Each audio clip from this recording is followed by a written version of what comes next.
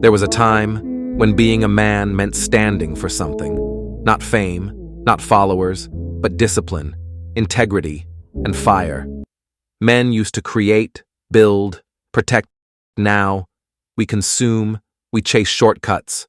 We call it self-care, but it's just escape.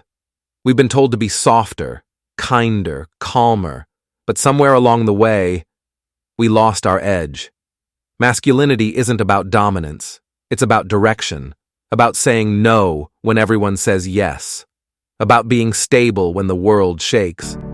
The world doesn't hate masculinity, it fears it, because real men can't be controlled, and you can't sell comfort to someone who has purpose.